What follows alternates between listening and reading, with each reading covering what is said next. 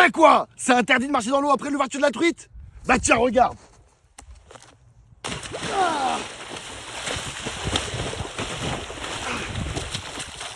Hop là. Et qu'est-ce que tu vas faire maintenant? Tu vas appeler la police? Appelle la police, appelle la police. Vous allez me dire, mais pourquoi tu fais ça, Sombre? T'es devenu fou, quoi? Non, les gars, je suis pas devenu fou. C'est simple.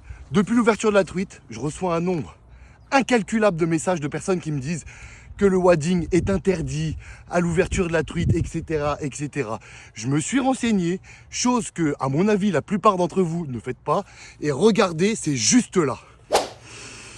Oui, c'est vrai. Ça peut être interdit de faire du wading en première catégorie, mais à une condition, et c'est bien écrit juste là, c'est à condition qu'il y ait un arrêté préfectoral pour protéger la reproduction de certains poissons, exactement comme par exemple l'ongle chevalier.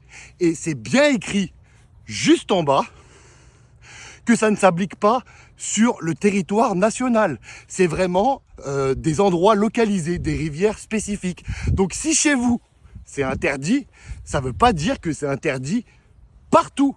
Exactement comme pour la fermeture carnassier. C'est pas parce que on est en période de fermeture que c'est interdit partout en France de pêcher au leurre. Il existe des endroits comme les étangs privés, etc. Il y a même certaines rivières, je crois, où est-ce qu'on peut pêcher. Ou alors, ça me fait penser aussi aux silures. Tous ceux qui disent « Le silure, il est nuisible.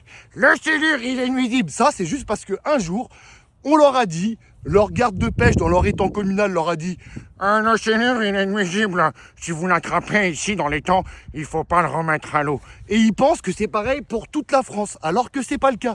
Donc du coup, voilà les gars, je vous ai mis l'article, je vous ai tout mis. Donc maintenant, concentrez-vous et arrêtez de raconter n'importe quoi.